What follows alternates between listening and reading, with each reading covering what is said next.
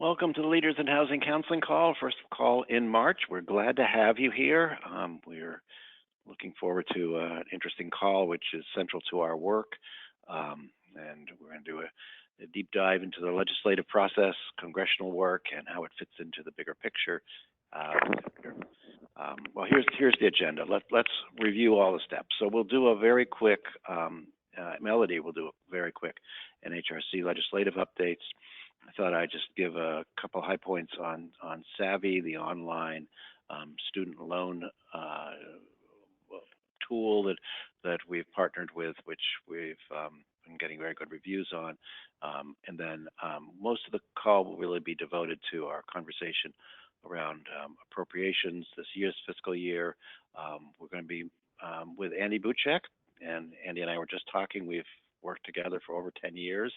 He is in the halls of Congress all the time. He's got deep experience there. You'll see in the call, in the conversation.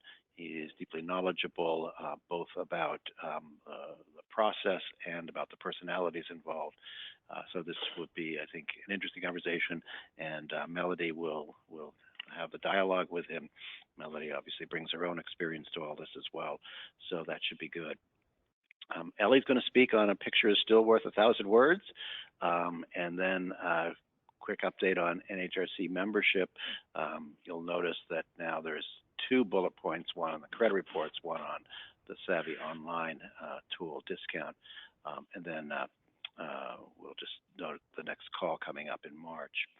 But with that note, let's pivot over and let's dive into what's happening in Congress and our work for the legislature. Thank you, Bruce. I will keep the legislative updates regarding appropriations short because what I hope to do is use the majority of our call today to discuss the appropriations process with Andy in more detail. But essentially, Bruce and I have spent pretty much all of January and February working really closely with appropriators in both the House and Senate.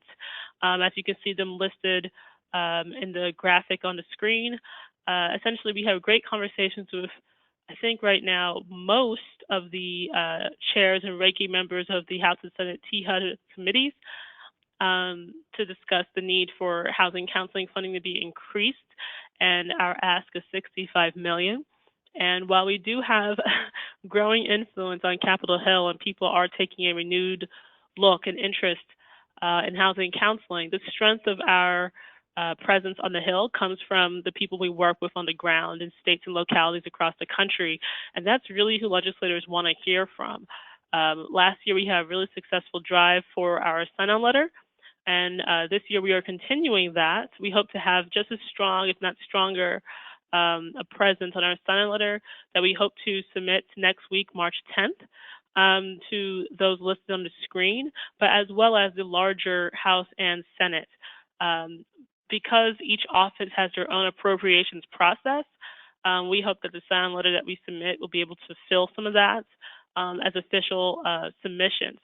The deadline for requests from members on the House side is March 17th, and I believe in the Senate side it's the end of March. So we want to have it in sooner than later so that legislators can see the strength of housing counseling in their state.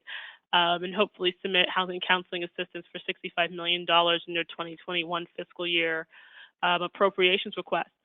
That being said, there are some states of particular interest that we hope to have a very strong showing.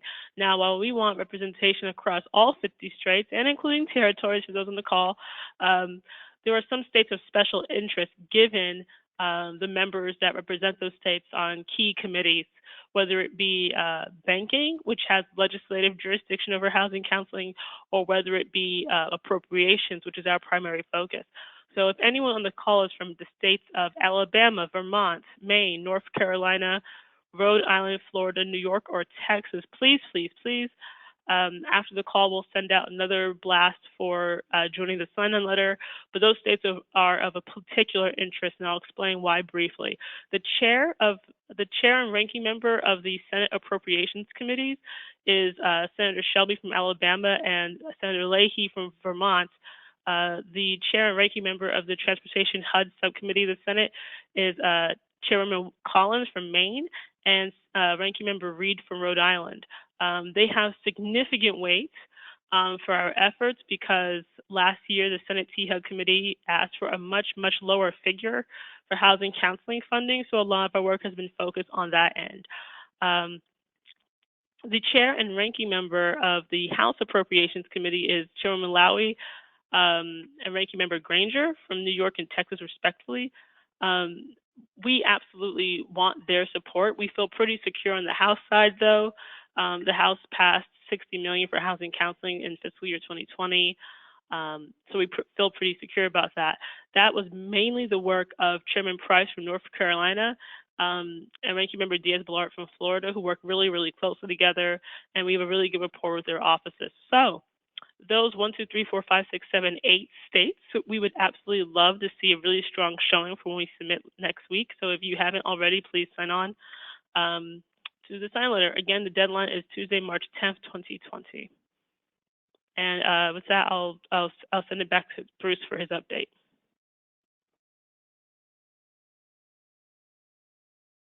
Good, and I'll just add also that the other big thing we really need to do right now is for your offices to reach out to your Senate, your 2 senators, and request the $65 million coming from you, from a local constituent organization. That right now we're kind of at the end of the deadline for House and Senate people to write to their T-HUD appropriations subcommittee to say what their priorities are, and getting housing counseling on that priority letter is really, really important. I think anywhere you have senators everywhere, anywhere you can do it would be great. There's key ones on the Republican side we're really, really interested in, but it's important for everybody to do it. So certainly doing it in the House as well is good, but the most important thing right now is the Senate, where we have our most challenge. And so kind of a twofer. Signing the letter is great. A few offices will take just that letter as the basis for doing the request, but there are plenty of others that require that a local request come from a local organization, and so doing both would be great. Okay, so let's move on to, so we had a marathon call with the Savvy people last call 2 weeks ago. It's a terrific call, and I think we've circulated the link to it, or you can just go through our website to the media library. And it's after this call, it'll be the second one recorded. It's available now as the first one. But here it is. It's a program to help people figure out what their best options are on their student loans. And it guides people based on what their incomes are, their goals, and some basic information. And excuse me, it allows you to really identify the right loan products if you need to refinance or to consolidate. It's very easy to use as a tool. We think it's very useful for clients, and it's very useful for staff as well. The value of the product is that it's easily accessible. Anybody can use it, and it gives good, clear, accurate information. It really solves a problem that I know lots of counselors were trying to figure out and have gone to tons of trainings and have to remember all the details and try to walk through cases. This does all of that. And it's free to use just to get that basic assessment. And then after that, if you want to have the program actually file your applications, the program will do it. They have a charge for that. That's their business model. And NHRC is a member of the Savvy program right now. And what we did is, so the standard fee is $89.50 for anybody who's using it on their own. But we were able to get it so there'd be a $60 fee instead for HUD-approved housing counseling agencies. And again, this would apply to your clients, and it would apply to your staff and family members of client and staff as well. And then, and we have a link which will circulate probably on Monday which I think we've already circulated a little bit, but I'll do a little bit longer piece for the listserv, just to explain the steps and the things to think about. But again, it's $60 for all HUD-approved housing counseling agencies. And if you're a member of NHRC, then that gets reduced to $35. So it's a good deal. I think the nice thing about it is that it's a good, sensible, useful program, very easy to use. We are very interested in encouraging organizations to think of it as helpful as a staff benefit. Your staff will qualify for a public service loan forgiveness program if they're interested, and that's where after 10 years of on-time payment and employment in either government or nonprofits, the remaining unpaid amount of your debt is forgiven. It's only available with certain of the federal repayment programs. It's only available for federal loan programs, student loan programs to begin with, but there's only specific ones which do it. But the Savvy program is very good about helping make sure that people are in the right program or getting them into it if they don't. But we think that the value of the public service loan forgiveness program internally for our organizations is that it will help with staff retention. It will help make it easier for people to reduce their payments and stay in the housing counseling field, nonprofit field.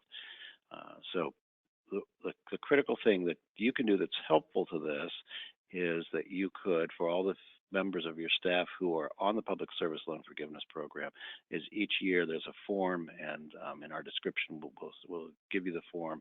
You can get it through Savvy as well, or from the Department of Education website. But it basically documents that a person was employed by a nonprofit for the previous year, and my understanding is you can go retroactively. So if you've had people on staff for a while, you can go back and document previous years as well. But getting those filed every year helps lock in the ability for people to qualify for the public service loan forgiveness. We've talked on the call before about that quite a few people have, it was a 99% rejection rate, just breathtaking. It's now down in the 70 percentile, so slightly better, but there were various problems, the biggest of which is people had trouble documenting full 10 years of consistent employment in the eligible organizations, and they weren't in the right loan product. And Savvy will solve both of those problems. So we hope that this will be helpful to all of us and as part of our work going forward. And it's actually terrific. If you didn't hear it, it's a terrific show. We'll send the link out for it as well. Instead of the usual hour, we go down almost 2 hours long, and you'll really get a sense of what the deep knowledge is of the people who are doing Savvy, because lots of technical questions came up, and they were completely all over the details in all of them. But you'll get a sense of how Savvy works and what the issues are. They give kind of a brief primer on the basics on student loans, and then bang, move into how it works with Savvy. Good. So just want to share that kind of stepping back perspective. If you're a member of NHRC, you should have gotten, and if you're caught up on your membership dues, you should have gotten an email from me yesterday giving you the link for how to do it under the $35 pricing piece, and we'll recirculate for non-members who are HUD-approved housing counseling agencies on the leaders list on Monday, the tools and all the links that you need to move forward with. So with that quick note, let's move on. So we have Andy Buchek and we have Melody Emo, our political experts here. So let me hand it over to Melody. Okay, sure. Andrew, would you like to introduce yourself really briefly before we jump in, since you're such a valuable partner of our appropriations work? Thanks, Melody. Again, my name is Andy Buchek. I work at the law firm Dykema, and I've worked in different capacities on housing counseling issues for well over 10 years now. on behalf of the Homeownership Preservation Foundation and working closely with GreenPath and some of the network partners that have been with HPF. I'm sure that I've crossed paths with many folks on this call right now, and have always appreciated all of not just the work that you do, but all the insight you provide as we try to build the best case to advocate for resources for housing counseling. Great, thanks. So let's just jump right in. Again, I want this to be conversational. This is really for those on the call. If you guys have any questions throughout our presentation, feel free to use the chat function, and we'll try to get through as many questions as possible by the end of the presentation. So the first thing, right, what is the political landscape in Congress today? I'm sure I've been doing on and off advocacy training for state and local groups for about 10 years. And I've worked on federal policy in this space for about 10 years as well. And I mean, what people are seeing in the media and what they've been hearing from other advocates who work on federal policy is that things are getting more and more difficult to argue, right? They hear about the bipartisan issues and that the left and the right aren't working together. And I guess it could be kind of intimidating if people don't know all the facts and they don't know the information. So what would you say, Andy, given that you're in D.C. now, is the political landscape in Congress, and what would you say how that would affect advocates doing this work in federal policy? Well, a few things come to mind, Melody. First and foremost is that there certainly is a lot of political tension. We're obviously heading into a very contested election in November, and elections tend to create some challenges for working together.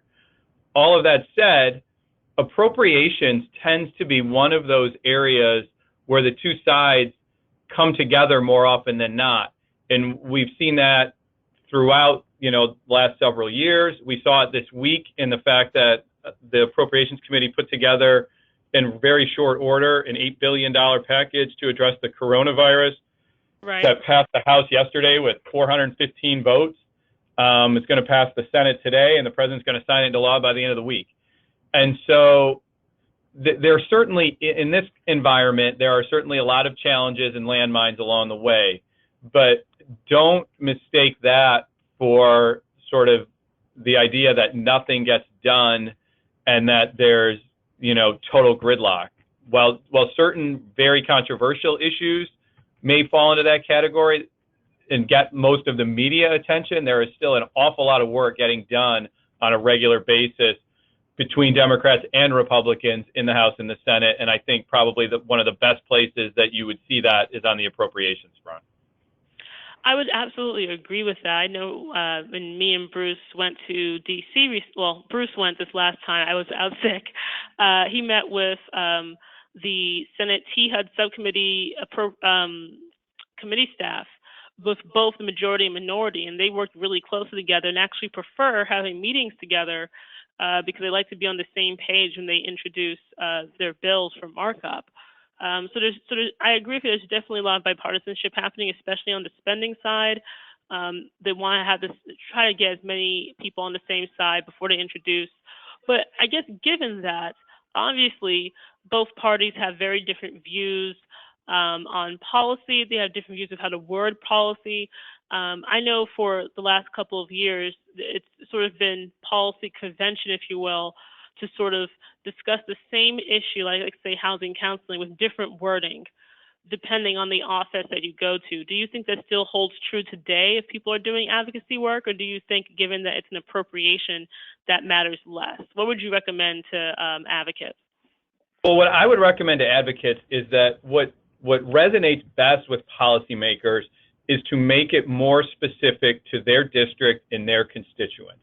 And so that, combined with certain political interests, is the best way to communicate your message. So, for instance, as we see lots of reports, national reports about mortgage delinquencies hitting record lows.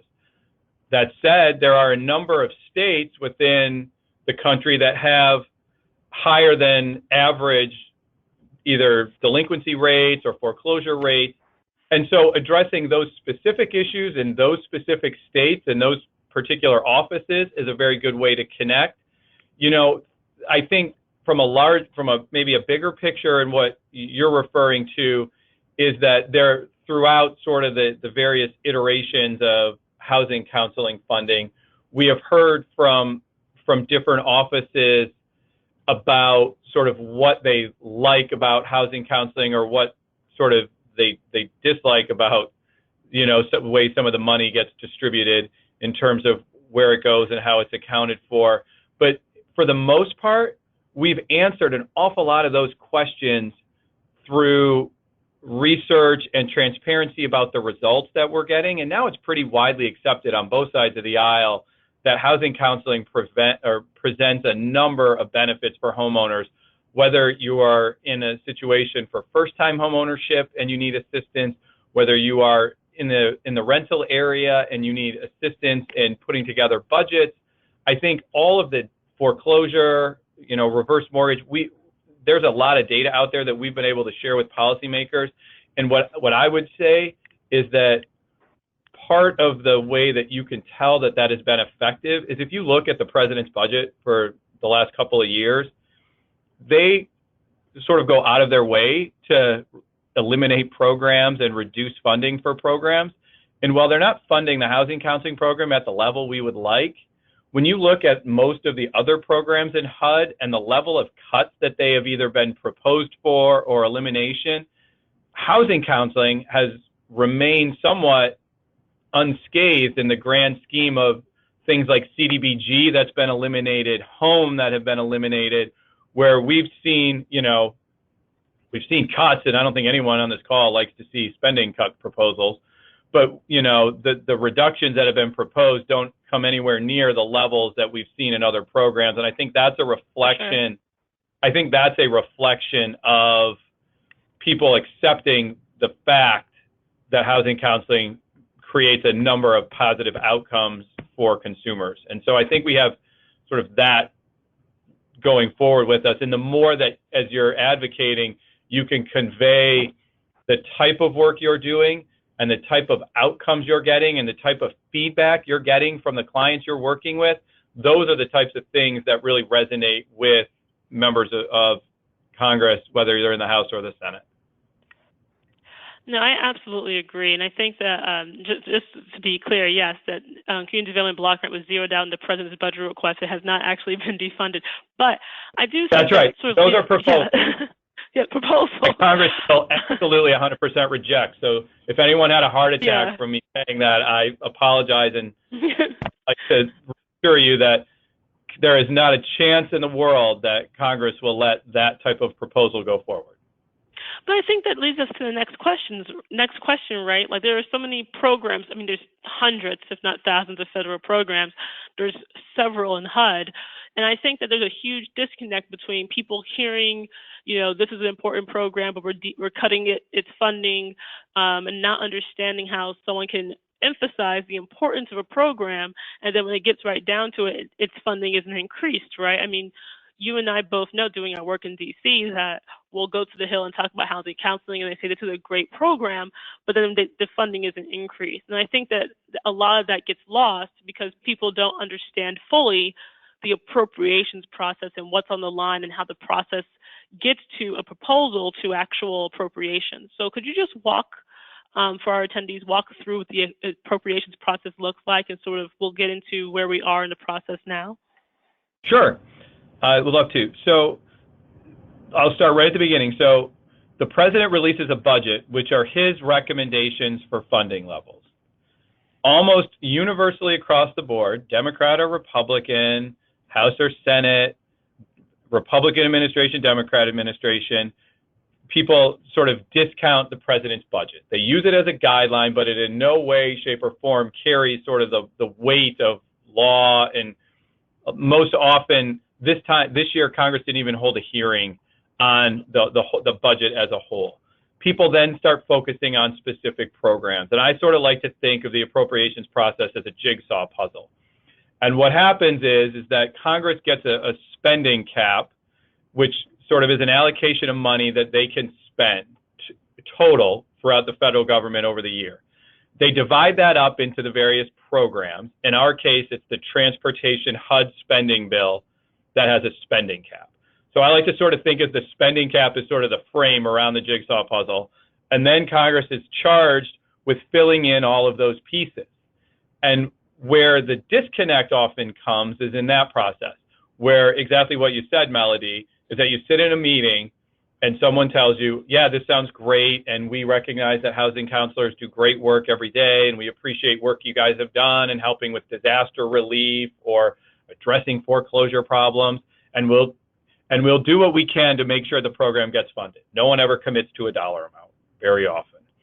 And what happens then is that they start putting these pieces of the jigsaw puzzle together, and they only have a certain amount of money to spend, and therefore, whether they want to spend $45 million, $55 million, or $65 million is impacted pretty dramatically by all of the other programs that put pressure on the budget and the allocation for that particular agency, in our case, HUD. And so the Housing Counseling Assistance Program is competing against things like funding for CDGB and home and rental assistance and vouchers and all of those kinds of things. And so that it's sort of that budget pressure that creates the challenges in advocacy. And another thing that I am always very quick to point out to folks is that the program that we're talking about in the grand scheme of federal budgeting and even HUD budgeting is very, very small. And so we are advocating for a $65 million for a program that's currently funded at 53, and the funding levels have fluctuated over years. But we're talking about increasing programs by $8 or $10 million, when in many cases, a program like CDBG is funded at well over $3 billion. And so part of the advocacy challenge is being that voice for this particular program, because policymakers are much more aware of the larger programs, the homes and the CDBGs, because they impact way more organizations in their district. And they hear from a variety of different organizations on those programs. Whereas the housing counseling program is limited in terms of mostly our organizations. And so if we're not the ones being the squeaky wheel and being vocal about the importance of those dollars and how those dollars get leveraged and how those dollars allow you to provide services, they won't hear it from anyone else. And then they don't necessarily take this up as a cause. And so it's so important for all of the groups on the phone to talk about the work you're doing, to highlight the families that you've helped throughout this process, because that's how we're going to get the attention of the policymakers going forward. And that's sort of how I know, Melody, when we've done meetings, and I know when I've done them, you know, those are really the things we like to emphasize in the process. There's a timeline for all of this as well, and the timeline gets really messy in that Congress has sort of a goal of trying to get all the appropriations completed by the start of the fiscal year, which is October 1st. That does not regularly happen. So we have gotten better in the last couple of cycles where the delays have not been nearly as significant as they have been in prior years. And so that is definitely trending in the right direction. But as I say that, elections have a way of creating a big roadblock and that type of stuff, because Congress, frankly, just isn't as productive in an election year because they're not in session as much, and they're waiting until after the election in hopes that maybe they have more leverage and that their party has, you know, a bigger group coming in after the election and all of those kinds of things. However, what I would say to every single organization on this phone is that we cannot control the timing of this process. And so we should not let the timing of this process really dictate our advocacy in every way.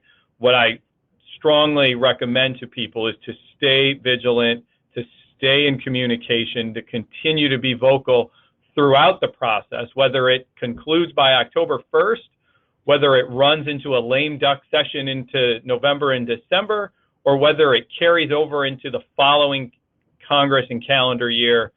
The messaging needs to be consistent and the same, because what ultimately always happens is even though it seems like not much is happening and Congress isn't doing things, congressional staff are having meetings and discussions and making decisions throughout this entire time frame.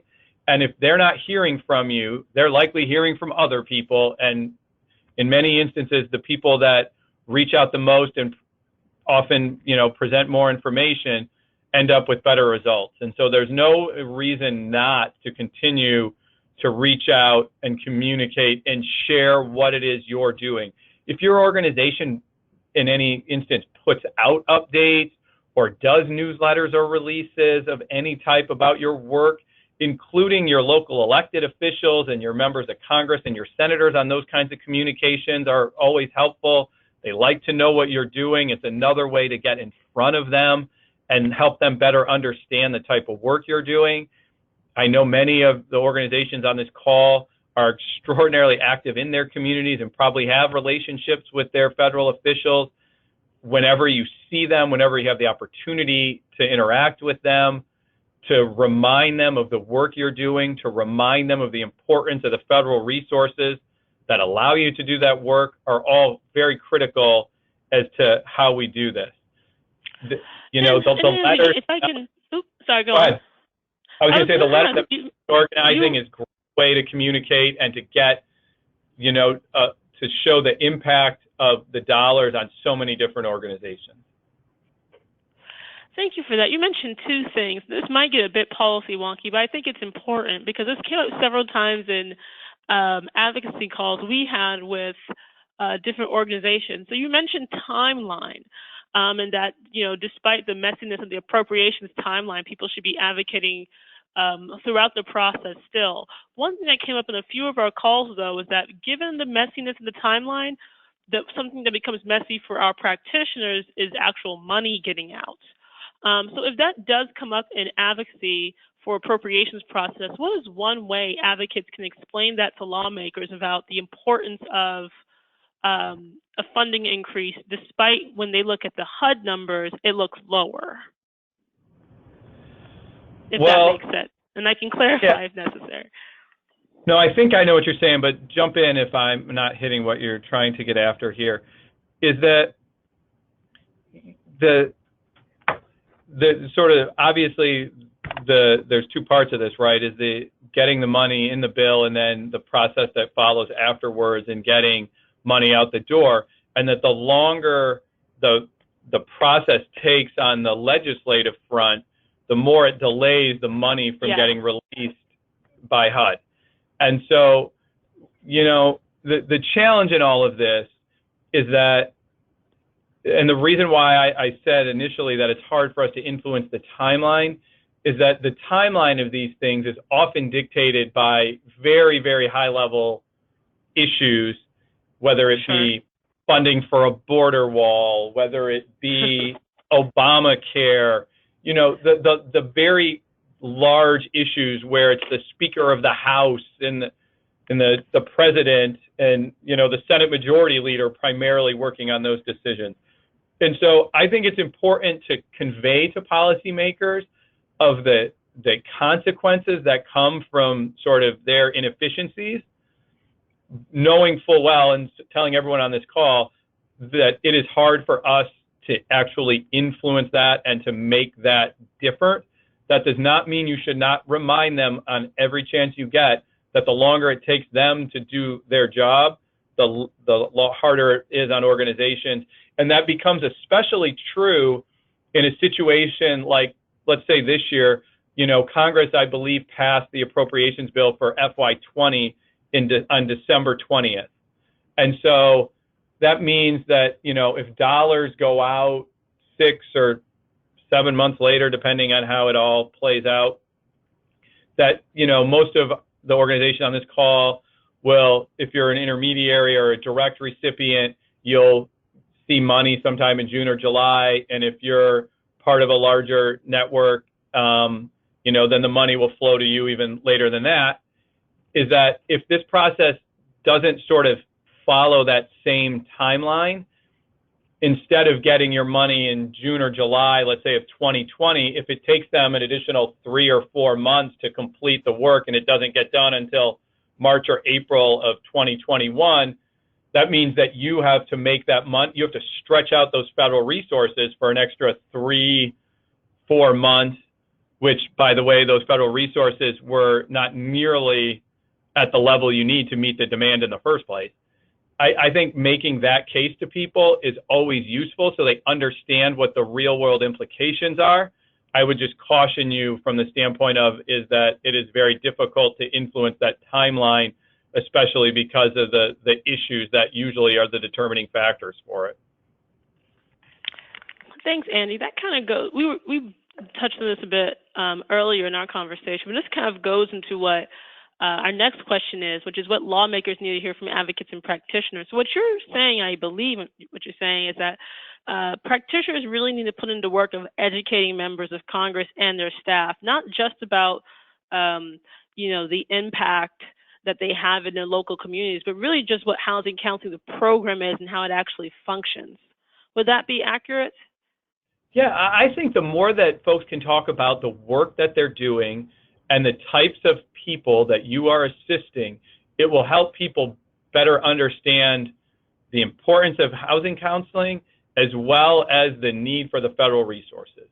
And so whether you are doing, primarily pre-purchase counseling and helping first-time homeowners, whether you are doing primarily delinquency and foreclosure counseling or any of the various types of counseling, I think that the more that you can share what you're learning from the people you're helping, as well as the type of work and services that you're providing, I think that will help policymakers understand.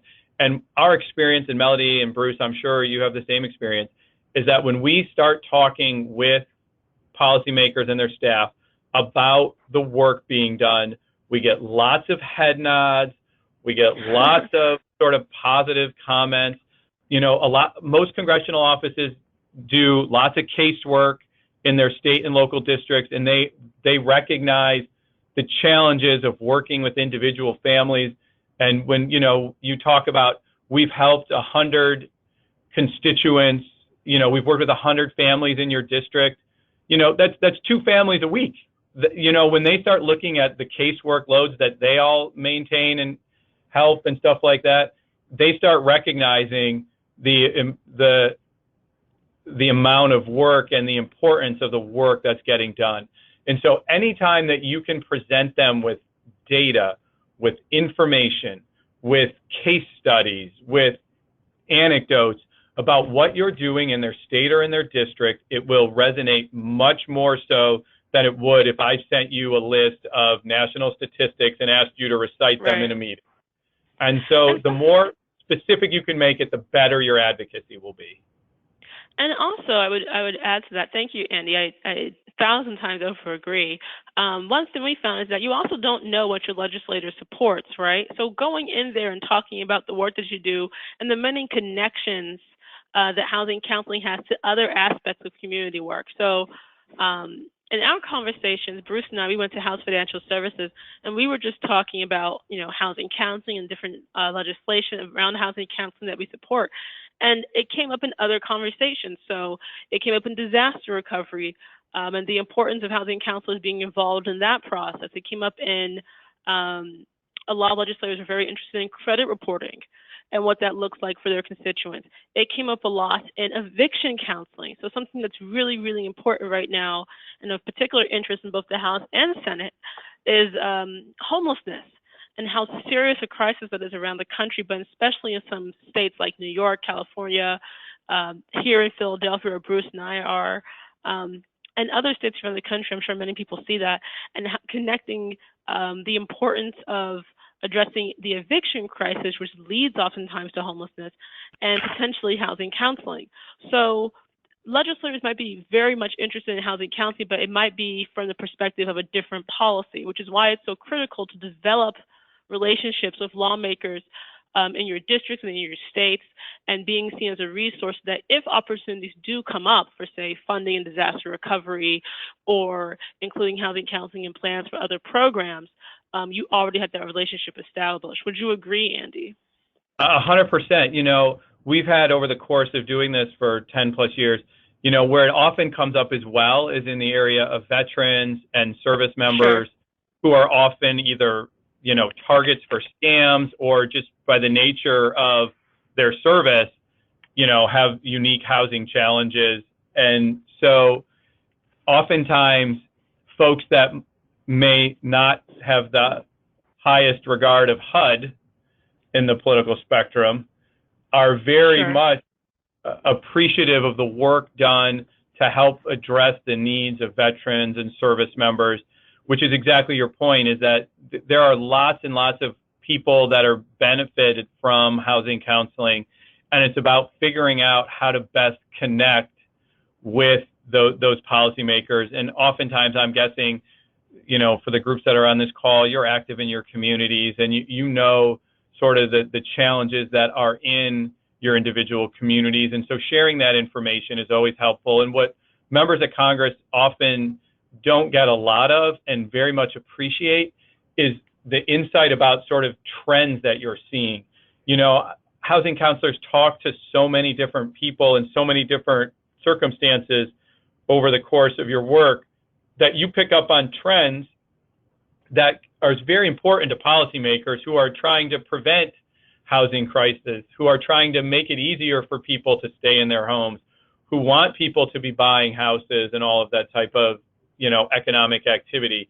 And so as you're talking to folks, it's not just about the work that you're doing, but it's about the trends you're seeing and the types of people that are reaching out to you and seeking your assistance. I'm guessing everyone on this call has seen that, in the most generic senses, the trend from delinquency and foreclosure prevention to an increase in demand for pre-purchase and the types of, families seeking out counseling or first-time home buyers or, in many instances, people that got out of the housing market and became renters who are seeking to become homeowners again. All of that type of information is really valuable to policymakers. And while it may not be specific to funding for housing counseling, it also is sort of another example of the benefits of housing counseling and the need for this type of service with people. And so it doesn't always have to be about we need this money to hire this many people to counsel that many folks. While that's very important, there are other ways to communicate with folks, because in some offices that will be enough. In other offices, they'll say to you something along the lines of, we certainly can understand that and appreciate it, but we have limited resources and we can't fund all of the good programs out there. And so the more that you can highlight the benefits and the different types of benefits, the more you make this a smart investment of federal resources. And so that is, an important part of the advocacy going forward is, oftentimes the people that say things about housing counseling will also follow it up with, but why should the federal government fund this? Why can't this all happen in the private sector? And so talking about how the type of work that's funded from federal dollars and the types of people you're helping with those federal dollars and how there aren't private resources available necessary to help all of those folks, and especially when you start talking about veterans and service members, that all helps to tell a strong story about why the federal resources are so important. Thanks. Bruce, I believe you had a question. Well, no, I have a comment really. I want to underscore this, that you as a housing counselor in the field are the expert, and they don't know what you know. So I know we often get the question, well, what data should I collect for this? And I would say use what you've got. Andy's point and Melody's point about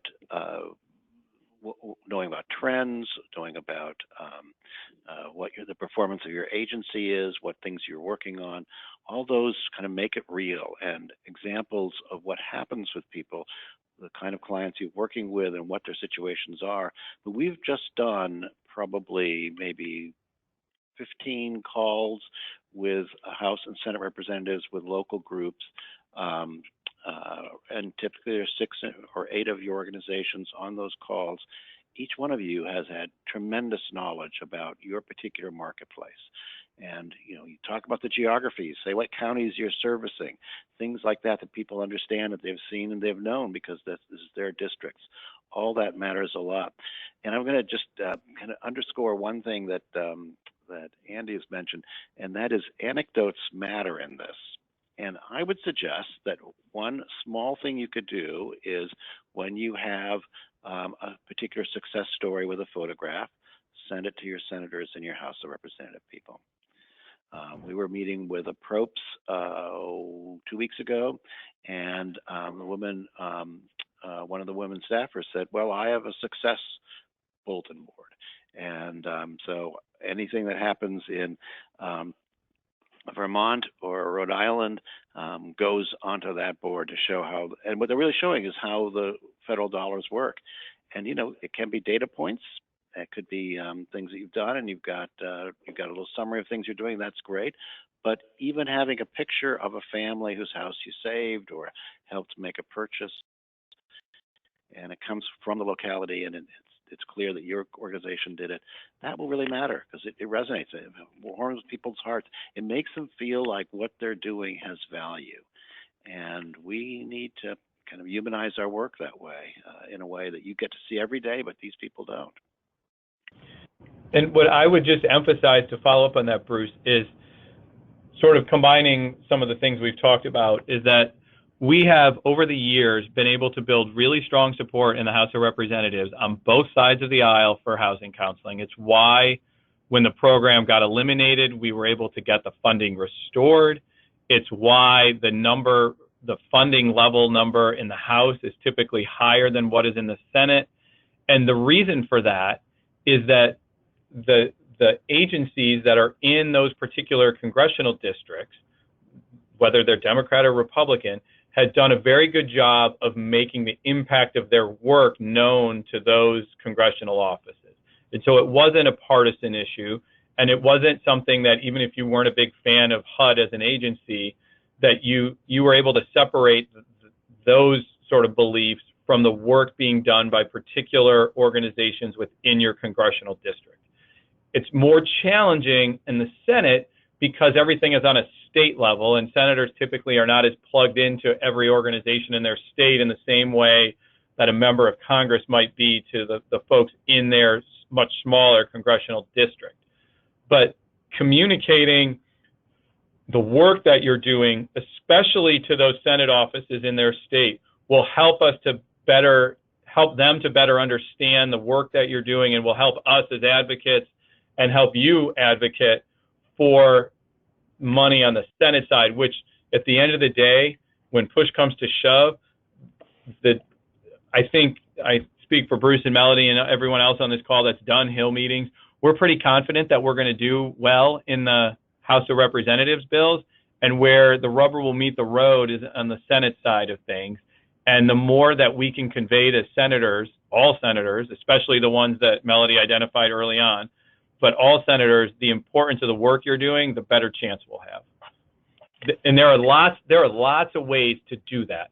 You can do it in informal ways by just reaching out and sending them information about your organization, about asking to meet with them directly, about inviting them to your offices to talk with the people that work there. There are opportunities to submit testimony directly to the committee, where all you have to do is put something down on paper and you can email it to them. I can send that information to Bruce. The Senate in particular, their deadline for outside witness testimony isn't until the end of the month on the 27th of March. So anyone, anywhere in the country can submit testimony directly to the committee. It can be as simple as including your success story in the context of this is why federal funding for the Housing Counseling Assistance Program is so important, to data about the number of people you've served over the last year, or anything else that you feel is important about the work that you're doing and reflects well on the use of the federal dollars. And any of those methods of communicating with folks helps to bring more attention to this issue and improve the chances of getting the funding increase that we're all advocating for. Thanks, Andy. And thank you, Bruce, for your comment. We went briefly over this a bit regarding how could the 2020 presidential elections affect our efforts. So I guess just my personal comment is that something that was very of interest to me was that this election cycle, housing has come up in almost every single platform for at least the Democratic presidential candidates. And I think that's important. I think that it is a reflection of a larger conversation happening in the country around housing, whether it be the NIMBYism, not in my backyard, YIMBY being the opposite, whether it be about affordable housing, homelessness, eviction, disaster recovery for those whose housing was affected, even things as, millennials trying to buy homes and not being able to afford it because of student loan debt, or those millennials who are a bit older and now starting families and they're saying, do I still want to rent? Can I afford renting? Can I afford a house? I think it's great that this housing conversation has come up. And I think that we're going to see this conversation continue through the presidential election this year, but also in the state and local elections throughout the country on those who are facing senatorial challenges, those in the House. Do you think that there are ways to sort of leverage this conversation on the state, local level, or do you think that, what are your thoughts, essentially, briefly? Well, very briefly, I would say a couple of things come to mind. Both from the presidential standpoint, both the two sort of top Democratic candidates out there, both Bernie Sanders and Joe Biden, each have pretty comprehensive housing plans. They're different, as you might expect, but they both have plans out there. And elections are great because it's one of the few times that the policymaker sort of is pursuing you versus the other way around. And so you have the ability in those types of situations to direct the conversation and to raise the issues that are most important to you. And they are listening because they want to win your support. Once they get elected, it tends to be the other way around, where we're trying to advocate to them to convince them to accept our positions. But leading into an election, all the power is on the other side of the table. And so use that leverage to your advantage. And as you're, whether you're in primary states or whether you're, talking to members of Congress or senators or candidates for the House or Senate that are running for those offices, this is the best opportunity to raise the issues that are most important to you, because you have their attention and they want your support. And so take full advantage of that opportunity and, raise it at every opportunity you can. Absolutely. Those were all of our questions. Ellie, are there any questions that either I, or Bruce, or Andy could answer? Sure. So one of the questions came up, I think, in response to you, Andy, talking about how if you're not talking with your legislator at funding time, other people are talking to them. And so they need to hear from you because you want to make sure that your funding request is being kept at the top of their mind. So somebody asked, since there's a small group of agencies, how do we increase our voices to match the larger requests? Well, I think there's a few ways. The one way we mentioned, I know that Bruce and Melody are circulating the letter, and so that is helpful from the standpoint of sort of showing the breadth and the scope of housing and counseling agencies across the country. But I wouldn't be as concerned about matching the larger groups as I would be about finding ways to connect with your own local representatives. So even if you're a small organization, reaching out to your local senator, your local congressman, and conveying to them information about the work that you're doing in their state or district is almost always more valuable and more appreciated to them than the larger groups that are out there. And so the way to sort of combat sort of when you feel as though you're the small guy in all of this is to just focus on your individual members. If you're in, you don't need to necessarily be the ones reaching out to the committee chairman and those folks. There are lots of people doing that, but you need to make the goal of advocacy in all of this is to make your individual member care about this program and care about housing counseling. And the way that they're going to do that is because they understand the work you're doing, they appreciate the work you're doing, and they want you to continue to keep doing that work in their state or their district. Great. So you all, both of you, talked about connecting with representatives about the appropriations process. And one of the people on the call pointed out that their congressional office has a deadline tomorrow for appropriation requests, and that many of the offices have forms that need to be filled out. So that it would be a really good idea for folks to be reaching out to their legislators right now to find out what that process is. Just any comments about that or thoughts? I can jump in with that, if I may. So sure.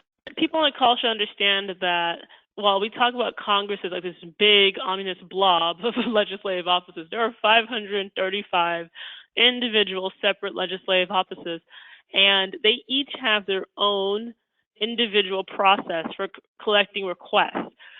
So as much as we can try on our end, people who work on federal policy, to sort of connect with every single office, this is where that personal connection comes in, right? We have a couple of groups that we work closely with who have direct lines to their legislators right now, and they've been curating that relationship for months or years, so that if there's situations come up like appropriations deadlines, and even if we don't know about them, they may know about them already. I mean, there's not just people in D.C. connecting with your legislators in their own districts. So, for instance, the groups we worked with in Missouri have great relationships with offices like Senator Blunt or other House members.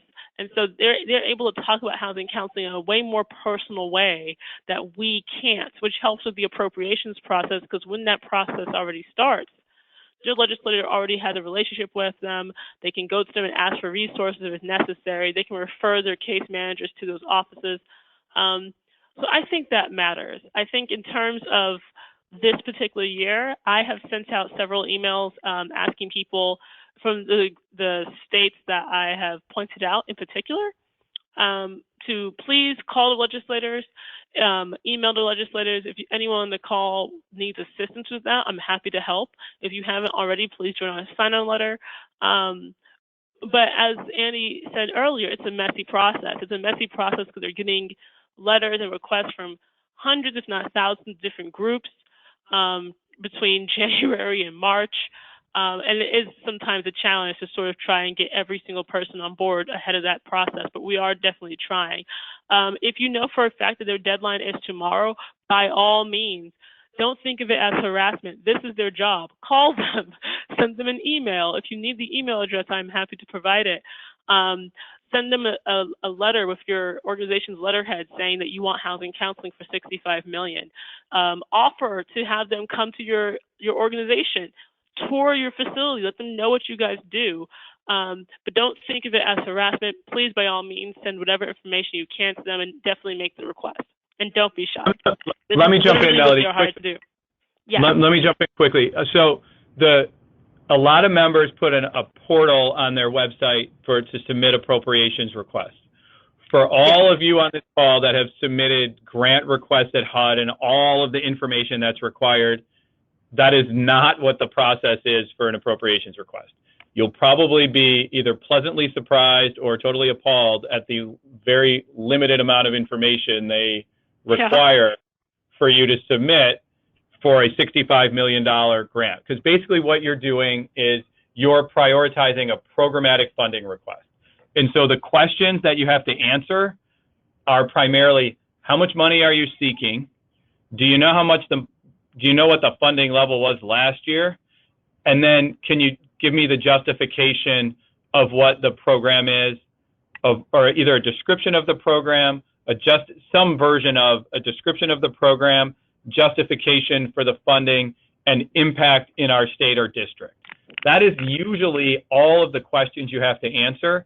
And most of those questions come with a very rigid sort of character limit of 500 characters or 1,000 characters, because these aren't the people that make the grant awards. These are the people, they want to know what programs are important to you and why. They don't necessarily need to get into all of the sort of weeds on all of this. I probably filled out anywhere from, God knows, 30 or 40 of these things so far, just in members where I wanted them to have it. You can probably, if you have never done one of these before, have never seen one before, you can probably still complete this in less than 30 minutes, I bet.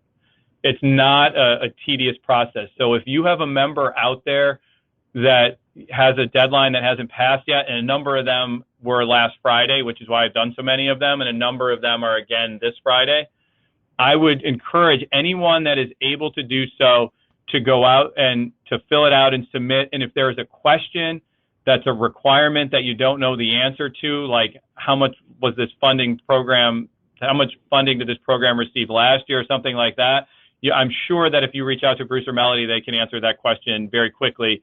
Absolutely.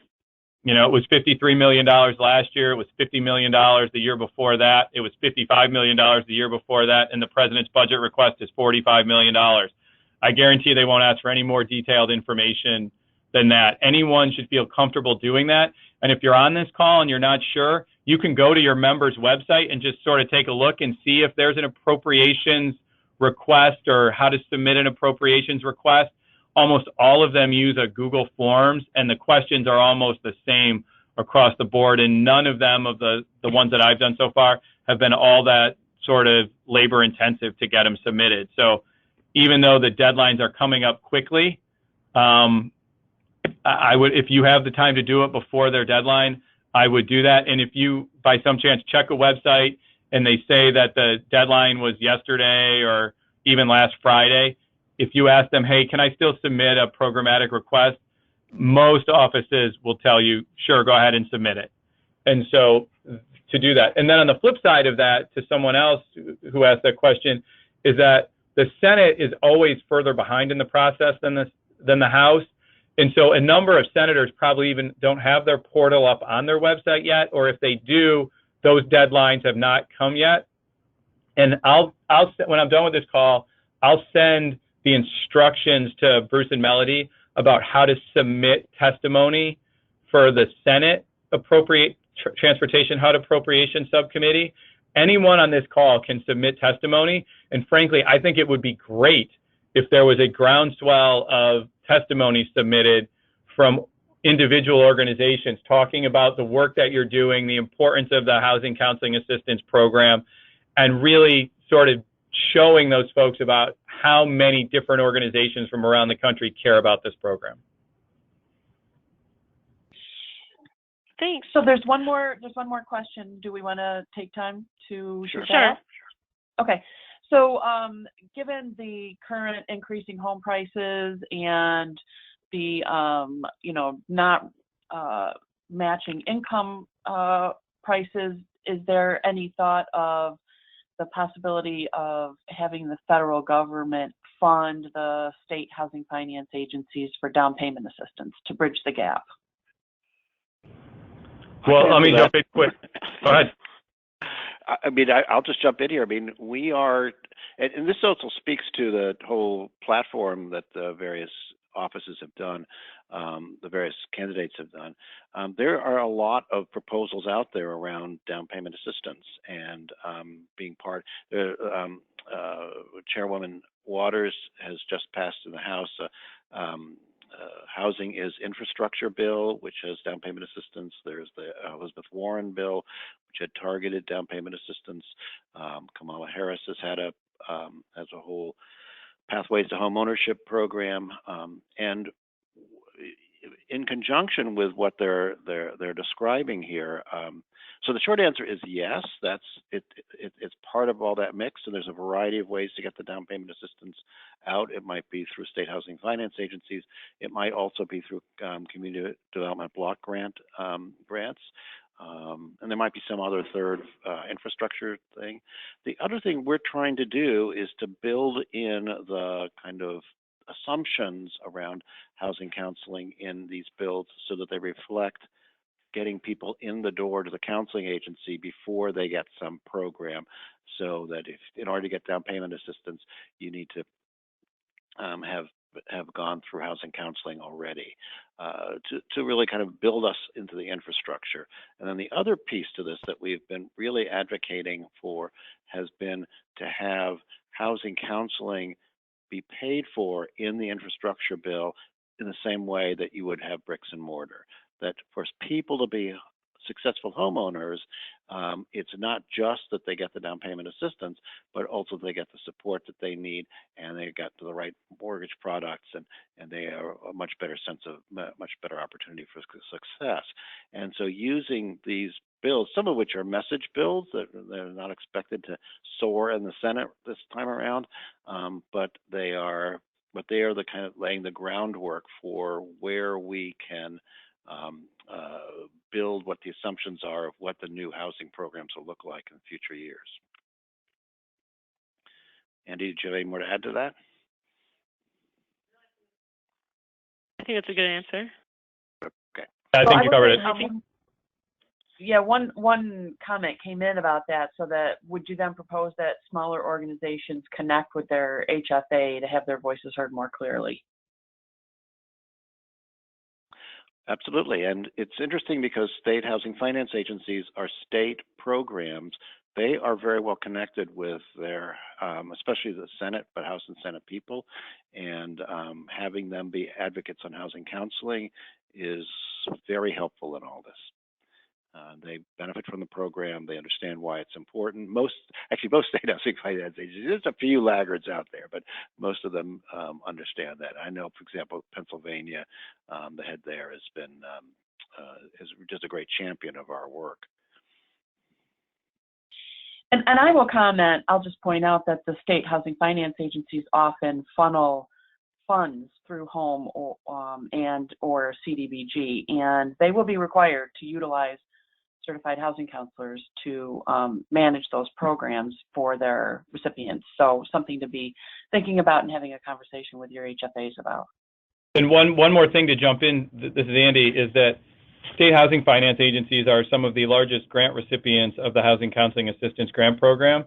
And so as you're having conversations with them about down payment assistance and other programs, as you talk to them about housing counseling, encourage them to make it known that they receive a lot of money, because oftentimes, especially the people, again, that are critical of federal funding for this say, well, this should be done at the state level. This is something the state should fund. And the state housing finance agencies get a lot of their money from the federal government in this case. And so making that connection is important. Yes, well, good. Thank you very much, Melody. Andy, this has been a terrific conversation, and we had not expected it to go over, but it did go over a little bit. But, thank you for the good work you're doing. We will continue to be partners and work together closely. I'm going to pivot very quickly to a couple little housekeeping things.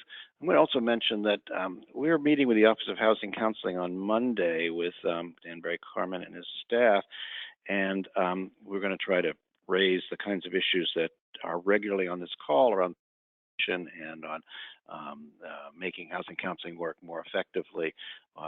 They're obviously very concerned about these issues, so there'll be more of a dialogue conversation on these, but we will use that as an opportunity to kind of reflect on some of these issues around the timing and availability of housing counseling funding, which matters a lot to people.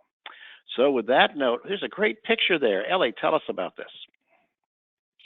So as many of you know, we've been doing this effort. A picture is worth 1,000 words, and no captions on the pictures, just look at the picture and you can see what it says. And this is a group of counselors from Portland Community Reinvestment Initiatives in Oregon that submitted this photo. I do these every Monday. I put them on our social media platform on Facebook. And we have used some of the pictures in some of our advocacy. They're really helpful. They're great. I am starting to run out. And so I am asking that people send me their pictures of their people who have successfully made it through home to become homeowners, or pictures of your home buyer workshops, pictures of your counselors doing great things. But again, they need to be pictures that tell the story all by themselves, because we don't caption them. You can email those things directly to me at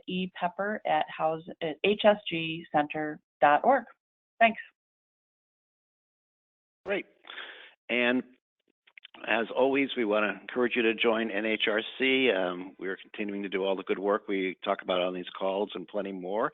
And I'll just point out there are now 2 bullet points on membership benefits. So we've added the Savvy Online Student Loan Servicing as a second point, along with the credit reports. But and thanks everybody who we had a big flood of renewals in January and February. So really appreciate that groups are renewing and keeping the work going. We have room for new members who haven't joined yet, and we know there's a few of them out there. So would love to have you all do this. And while we will have membership benefits, the real reason for doing it is that it allows us to do the kind of advocacy and promoting of housing counseling. A lot of big issues coming up this year. We will talk about them on the calls, but we will have lots of room for groups to be working on things to make housing counseling stronger in the future. And with that note, we'll be back in 2 weeks on March 19th. And if you've got some thoughts about what you would like to see in terms of topics for housing counseling for the Leaders in Housing Counseling calls, both in the series on innovations in housing counseling or on other topics, we can do policy discussions. A year and a half ago, we had a deep dive on the Elizabeth Warren legislation when it first came out with the leading advocates from around the country, and it was terrific conversation. I think helped inform them as well as us. I think we're interested in doing those things. So let us know what you think would be useful. We're always looking for ideas. If you want to chat with Ellie about this or Melody, that's all good. And certainly, if you got some thoughts, shoot them my way as well. All right. Thanks for all your good work out there. We'll talk to you in a couple weeks. Thanks, Bruce.